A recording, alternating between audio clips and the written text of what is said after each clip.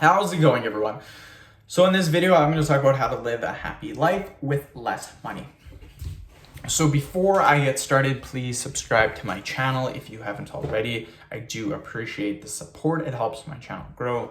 Please follow me on Instagram, DylanBerg999. Great topic. I love talking about stuff like this.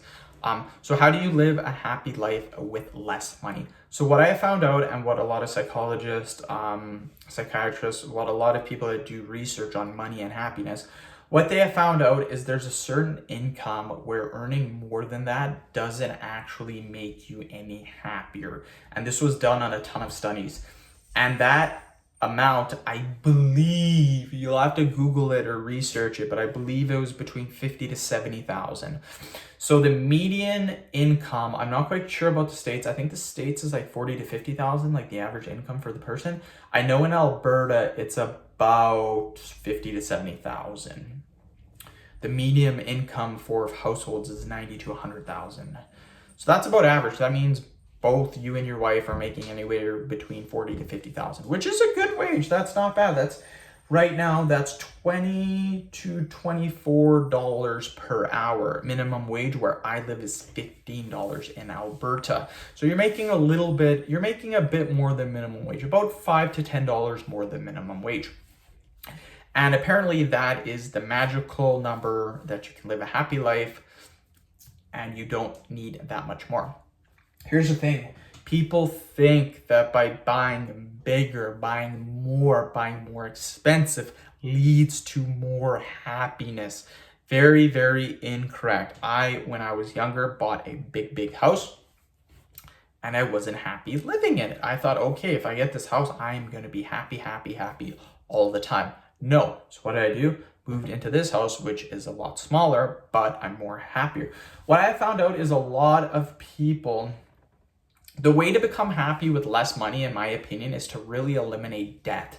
Debt is what gets people upset, and debt is what causes people to not be happy. That's my opinion. Our mortgage on this house is almost paid off, and that's amazing. I'm going to have no mortgage, so the bank will not take anything from me a month at all. It's done. It's currently done.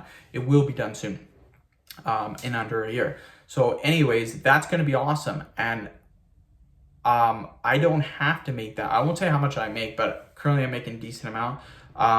That's amazing because without having that big mortgage payment, you're allowed to live a happy life with less money. I could live on minimum wage and still be happy because of that mortgage payment's gone.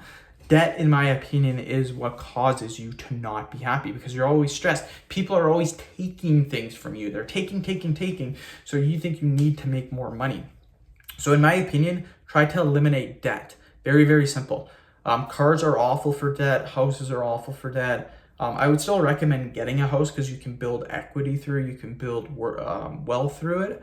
But what a lot of people do is they buy too big of a house. You don't need that big of a house. And what's happening nowadays is a lot of people are gravitating more towards starter homes and smaller homes and living their lives in there as opposed to buying these big 25, 3,000 square foot houses that they don't actually use. Some people I know, they have 5-bedroom house and they use 2 bedrooms. Like, what's the point? What's the point in having all of that? So find stuff that you like to do and just do that. You don't need a big house. You don't need an expensive car. For me, for cars, I find reliability. I will buy a newer vehicle, not brand new. I never buy brand new because it's a waste of money. Newer, 2 to 3 years old. But I do that because I want reliability. I find that's very important. I will never drive. Well, currently I'm driving a vehicle that's 14 years old, but it's a solid vehicle.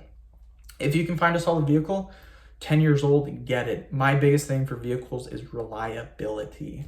And that's my opinion on how to live a happy life. Try to eliminate debt and understand that up to a certain point, it's not going to make you happier. Having a $350,000 house versus $1 million house, you might get a little bit of happiness at the start, like, oh my God, this house is amazing. After a couple of days, you're gonna go back to normal. And if you're not a happy person, you're gonna go back to not being a happy person. If you're a happy person, you're gonna be going back to becoming a happy person. But a lot of people, what they want is they want this quick gratification, they want this quick happiness, and then what happens? You go back to baseline. So end the video. Thank you so much for watching. Please subscribe to my channel if you haven't already. Please follow me on Instagram, Dylanberg999. Thank you.